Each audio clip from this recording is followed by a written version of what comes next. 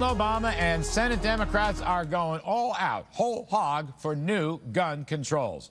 Tomorrow, Vice President Biden's going to meet with gun safety organizations. Thursday, he's going to the NRA. All this is Democratic Senator Dianne Feinstein plans to go after handguns, apparently. That would be a direct violation of the Second Amendment. And thus, I think we're getting a little crazy and out of line here. Let's talk. We have former Obama campaign aide Blake Zeff. We have Katie Pavlich, news editor for townhall.com. And we may get Janine Turner, or we may not if we can hook her in. Blake, let me go to you. First of all, the thing that blows me away is this Dianne Feinstein.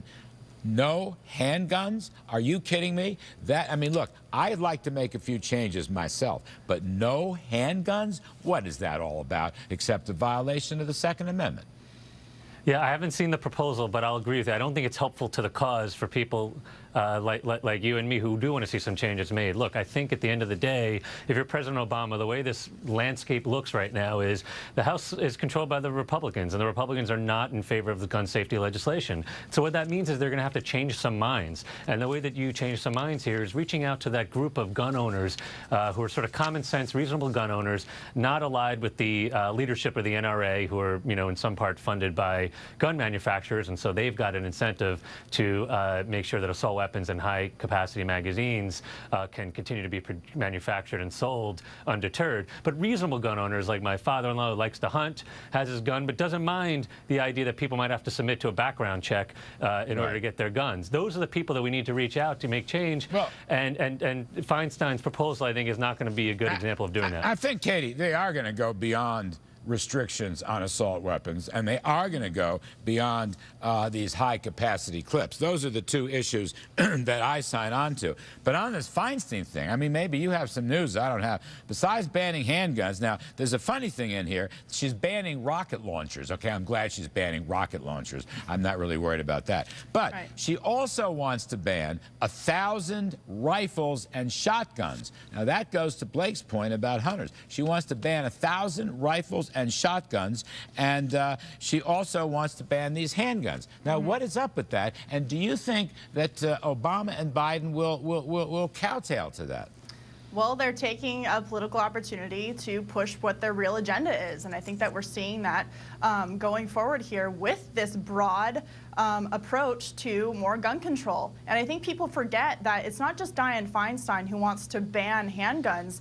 Her legislation also goes after any kind of detachable magazine that attaches to a semi-automatic handgun, which is pretty much every semi-automatic handgun that exists in this country, whether it's 10 rounds or less, high capacity or not. And what people also forget is when they ask the question, Larry, of will President Obama go as far as Dianne Feinstein is suggesting with the banning of 1,000 rifles, shotguns, and then banning all-out handguns? The answer is yes. Let's not forget that President Obama wanted to ban the sale, manufacture, and transfer of all handguns when he was back in Chicago. He has a very anti-gun record. He has a guy running the Justice Department who wanted to brainwash people against guns back in the 90s. His position hasn't changed.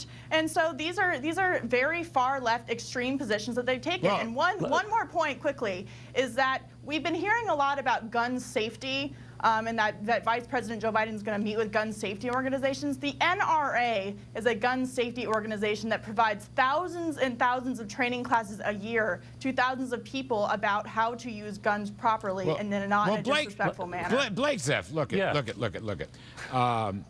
Ban handguns. Chicago has the toughest laws about banning handguns, and Chicago has become the murder capital of the world.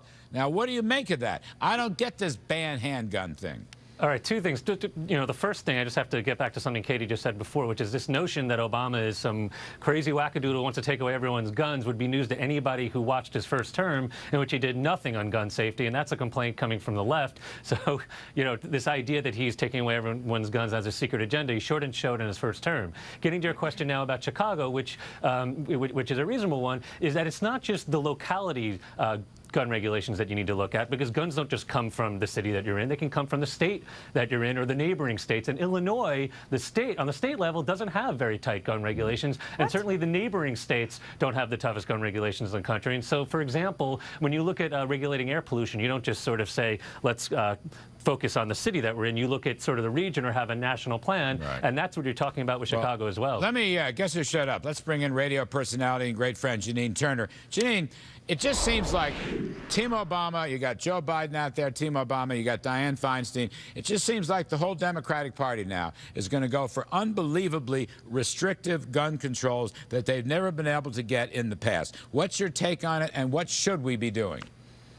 Well, I hope that doesn't happen. I mean, I think the First Amendment right is there for a reason, and if you look at history, you know, as soon as the people are disarmed, dictatorship is the next step. I think it's the Second Amendment right for a reason. But, you know, Larry, I really feel like this is sort of an American issue and an American problem. I mean, I don't believe that we just need to have a new law passed. I think this is a cultural issue as well.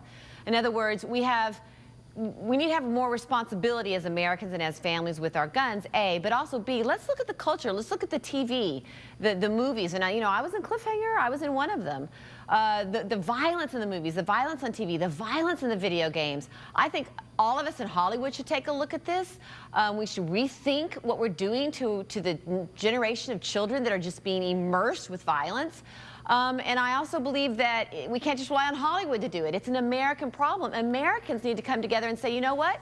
We all are sort of a party to this violence. You know let's not support these movies anymore. Let's not buy these tickets to these movies anymore. Let's not buy these video games. Besides these violent movies, besides these violent video games, besides that we should have to deal with the mentally ill, both documenting their background and putting them back into institutions. What about putting, I'm going to ask you directly, Janine, what about putting some faith back into the schools? Some faith back into the schools. You want prayer of your choice? Faith. That's right. Faith, as in we know between right and wrong. We believe in a higher power. We know that it is wrong to go out and kill somebody. It seems to me that the teachers union and a lot of bureaucrats and a lot of politicians have done everything they can to take any sense of moral responsibility, a.k.a. faith, out of the classroom.